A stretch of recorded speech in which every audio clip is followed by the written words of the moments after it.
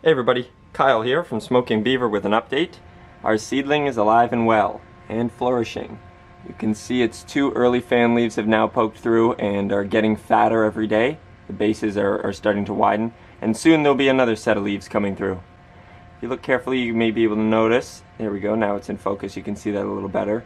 This seed capsule and a little bit of its internal membrane have kind of dried onto that cotyledon there.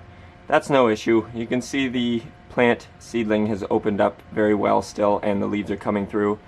So now it's absorbing most of its energy through those leaves in the form of light energy. That being said, I've now increased the power on the dimming switch here to maximum. This is the Mars Hydro TS1000 light. If you guys are looking to do a compact grow like I am in like a small closet or in the corner of a room, I think that this light is a great option. The link is down in the description below for a few different products that I recommend for your first grow setup. Just go take a look, it's no pressure. Back to the dimming setting here. This was originally at around 25%. That's just personal preference for me when I was germinating the seed. While actually it was initially completely dark when the seed is just under the soil. As it started to poke through and I initially turned the light on, it was at 25% power, just to sort of give the seedling some guidance as to where to grow. If it's left in the dark, it's just going to kind of wander around for a little and waste a lot of its precious energy.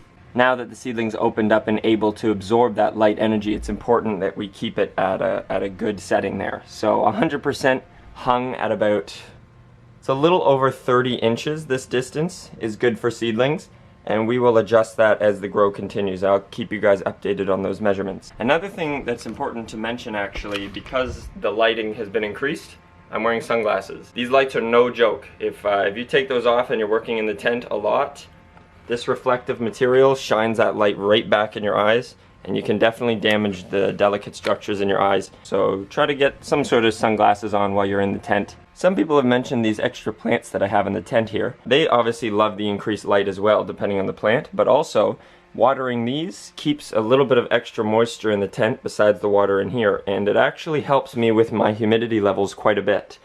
The tent has been open for a while now, and the air is pretty dry, so the humidity has actually dropped to 41%, which is way outside of the range that we want it. But that's only temporary. Once I close the tent back up, it actually builds pretty quickly. For you guys, I would say to aim to just have your humidity around 60 or above right now in the seedling phase. There's a lot of different things that you'll see online, but that seems to be a pretty consistent bet to keep it kind of between 60-70% humidity. In terms of temperature, in Celsius, I always aim to keep it at least at 20 degrees Celsius. 22 degrees Celsius, I think, is where 70 Fahrenheit sort of sits. So about room temperature, honestly, 72 degrees Fahrenheit or 22 degrees Celsius is sort of probably the minimum. When this light is put on 100% power, there is a little bit of heat that comes off of it. It dissipates really quickly, but that does also help keep the temperature up in the tent. As you can see, it's around 26 degrees in here, Celsius, and so that's great so far. As for watering the plants, it's a good idea to start adding your water down here if you have a fabric pot, as well as a little bit on the soil. When you water the pots from below and they absorb up through the soil, it promotes a little bit more root growth downwards from these early plants as they seek water that they're finding below the soil. And it will help absorb a lot of the nutrients, of course, in the fertilizer that we mixed in there, which is mixed all throughout the pot except in this little center area where we were starting the seed. You can go to the very first video in the Grow series to see those fertilizers. I've also linked them below as well with my other product links to make it easy for you guys to sort of find everything to start your own grow. The fabric pots are there as well. Make sure to keep your airflow going. I just have a tiny fan here that's sort of stirring the air around.